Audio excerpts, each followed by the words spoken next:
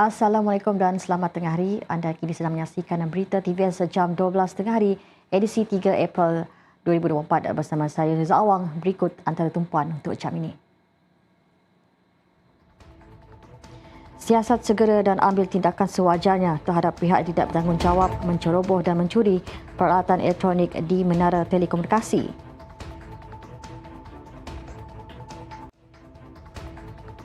Kerajaan Sarawak menyalurkan bantuan sebanyak RM70,000 kepada mangsa insiden kebakaran di Kampung Haji Baki yang berlaku pada 22 Mac lalu.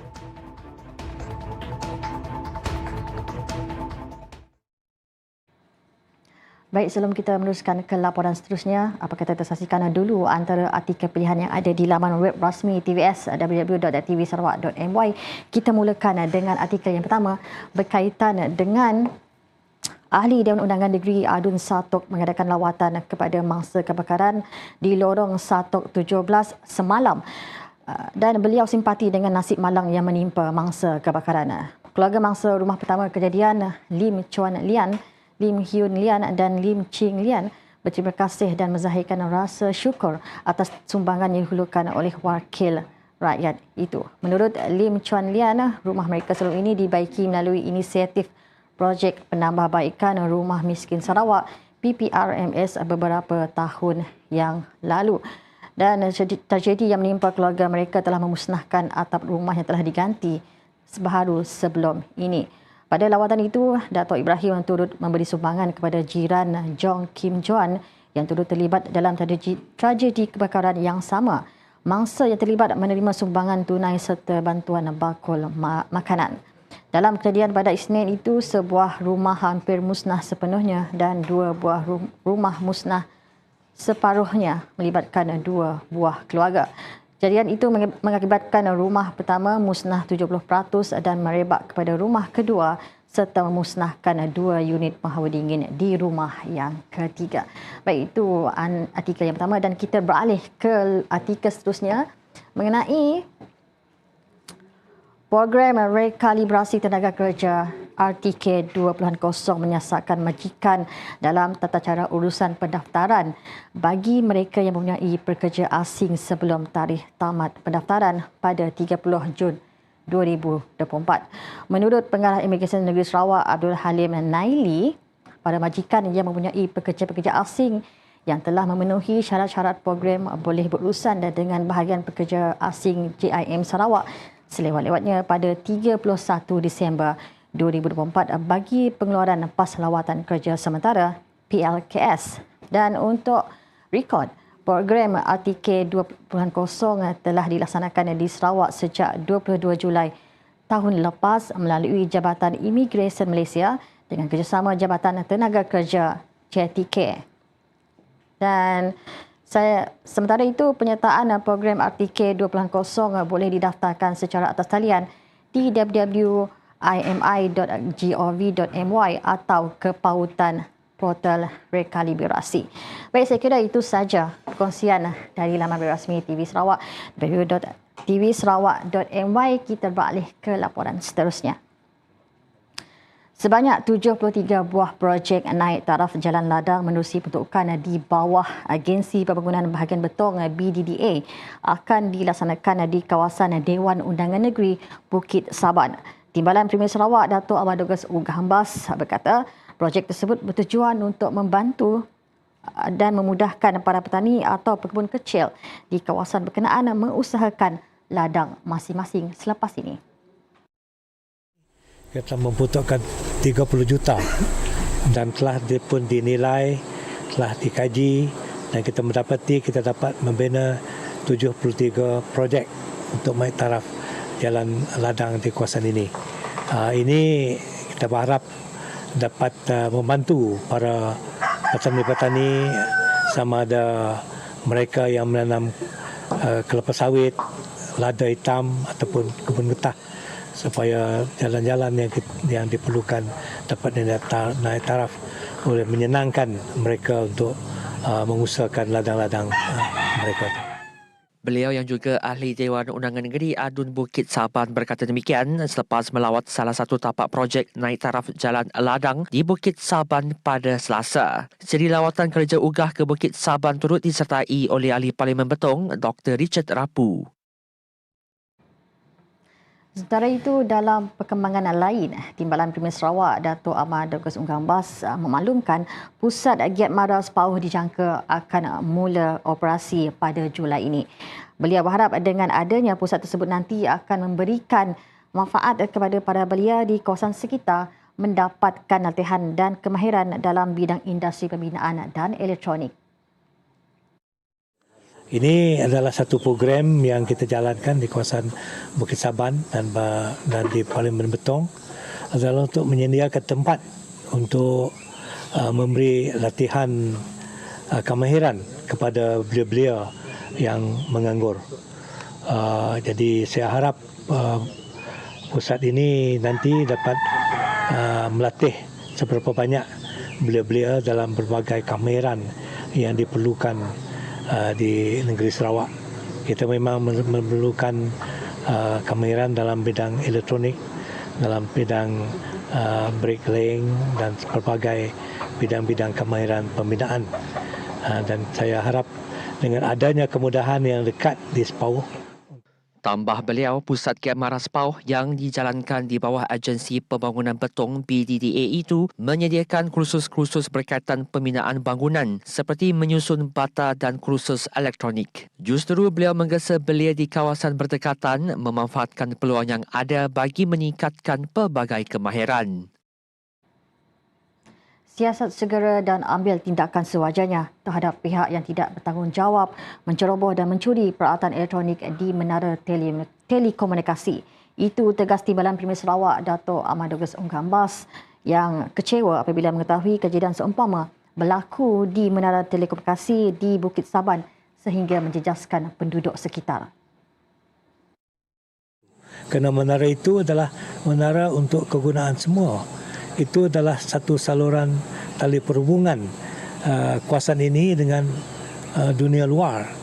Jadi mintalah fikir betul-betul supaya perkara yang seperti itu tidak berlaku lagi.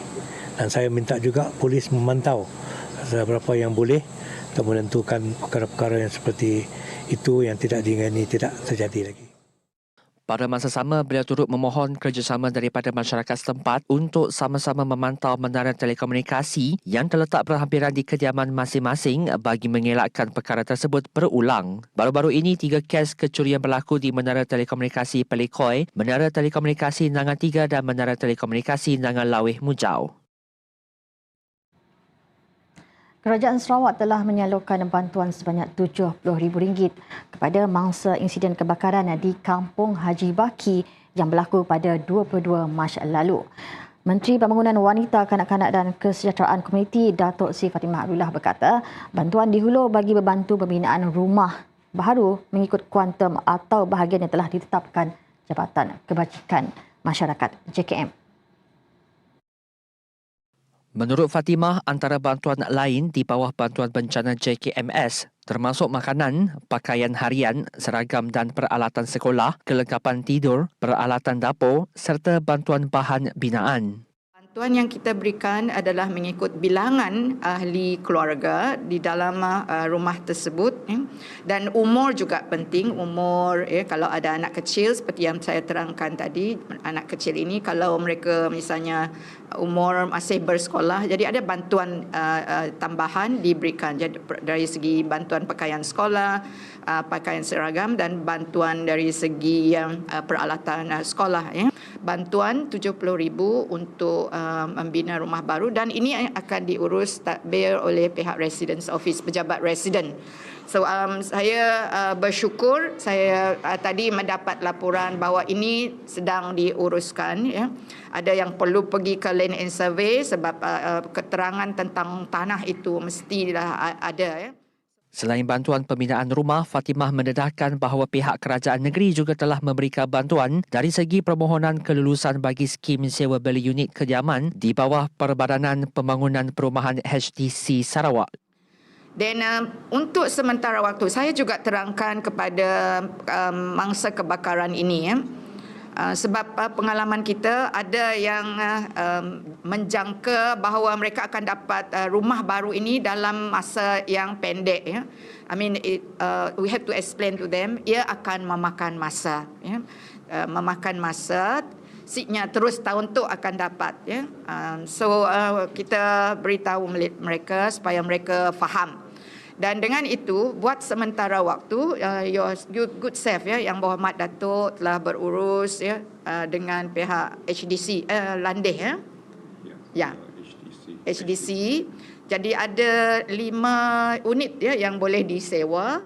Jelas Fatimah lagi, duit sewa akan disubsidi oleh kerajaan sebanyak RM200, manakala RM50 dibayar oleh pihak penyewa. Tambahnya lagi, pelan perumahan baharu pula telah diluluskan oleh pihak Jabatan Kerja Raya JKR. Beliau berkata demikian kepada pemberita ketika ditemui selepas menyerahkan bantuan di Dewan Komuniti Kampung Haji Baki di Kuching pada Rabu. Turut bersama menyantuni dan menyerahkan bantuan, Ahli Dewan Undangan Negeri Adun Batu Kitang, Datuk Loh Keciang. Terdahulu, insiden kebakaran tersebut telah mengakibatkan 4 rumah terbakar 100%, manakala 4 lagi terjejas sebahagiannya. Insiden itu bagaimanapun tidak melibatkan sebarang kecederaan serta kemalangan jiwa. Baik, seterusnya kerjasama erat antara ahli majlis atau kaunselor pihak berkuasa tempatan PBT dengan anggota masyarakat dapat melicinkan pelaksanaan pembangunan yang dirancangkan kerajaan. Ahli Parlimen Tanjung Manis Yusof Abdul Wahab berkata, sejajar dengan peranan sebagai mata dan telinga kerajaan, komitmen tinggi ahli majlis merupakan asas penting dalam membantu perancangan yang dilaksanakan oleh kerajaan. Dan juga keselesaan mereka, masyarakat, ya itulah kalau kita kira dari kayu ukur, ialah sebenarnya KPI kita. Andai kata kawasan yang kita wakili berasa selesa, berasa sejahtera dengan apa yang kita lakukan dalam majlis daerah, bagaimana mereka gembira. Jadi bagaimana kita telah menjalankan tugas kita dengan sebaik mungkin. Ya, sebenarnya rakyat banyak keperluan, banyak isu-isu yang mereka bangkitkan untuk keselesaan. Bukannya setakat nak membeli barangan saja, tapi dalam hidup sehari-hari pun, sebagai contoh, sampah sediputit pun menjadi isu juga. Beliau berkata demikian ketika menghadiri majlis berbuka puasa bersama pemimpin di Dewan Masjid Daerah Sarike pada Selasa. Jelasnya, amanah dan tanggungjawab sebagai ahli majlis amat berat memandangkan peranan mereka dapat membantu memperkasakan pembangunan ekonomi dan kesejahteraan rakyat. Malah katanya mereka bukan sahaja perlu menjaga keterampilan diri tetapi juga harus memahami matlamat PBT sebagai kerajaan tempatan serta dasar kerajaan negeri mahupun persekutuan. Sarawak Energy Berhad SEB telah membutuhkan RM42 juta tahun lepas bagi membiayai beberapa projek penambahbaikan di sekitar kawasan Sibu, Kenawit, Kapit, Daro dan Dalat di bahagian tengah Sarawak bagi memastikan kestabilan bekalan elektrik kepada pengguna. Ketua Pegawai Eksekutif Kumpulan Sarawak Energy, Datuk Syabini Suhaili berkata, peruntukan itu melibatkan pembinaan pencawang baharu di Kemuyang Sibu yang siap pada penghujung 2023 bagi meningkatkan bekalan tenaga elektrik serta menyusun atur semula sistem pengagihan bekalan. Beliau berkata syarikat pembekal tenaga milik kerajaan Sarawak itu berjaya menyambungkan bekalan elektrik ke 2,671 penduduk luar bandar di kawasan Sibu, Selangau, Kanawit, Kapit dan Mukah sejak 2018. Tambahnya, selaku pembekal tenaga elektrik utama di Sarawak di bawah bidang kuasa kawal Salia, Kementerian Utiliti dan Telekomunikasi dan Kementerian Tenaga dan Kelestarian Alam Sekitar Sarawak, Sarawak Energy telah mencapai kadar elektrifikasi yang hampir penuh di seluruh negeri. Syarabini berkata Sarawak Energy telah mengambil beberapa langkah bagi mengurangkan sebarang gangguan bekalan elektrik sepanjang musim perayaan Aidilfitri tidak lama lagi. Langkah-langkah itu termasuk memastikan sistem operasi berfungsi dengan cekap dan langkah-langkah kecemasan telah disediakan untuk membolehkan pemulihan tenaga dijalankan dengan berkesan sekiranya berlaku sebarang gangguan lita pintas. Orang ramai boleh membuat laporan berhubung sebarang gangguan bekalan atau kerosakan kabel dengan menghubungi Customer Service Centre atau melalui aplikasi mudah alih SCB Cares mereka.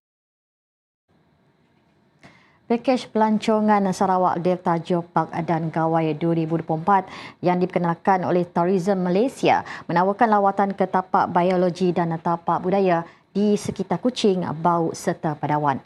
Pengarah bahagian pembangunan Pakej Tourism Malaysia, Muhammad Roslan Abdullah berkata, antara lain pakej yang turut ditawarkan adalah pakej Geological Heritage and Exploration, Elias Sarawak Delta Geopark, Gawai Open House at Matop Longhouse, Babulang Festival in Limbang serta Irau Akolun Bawang Festival.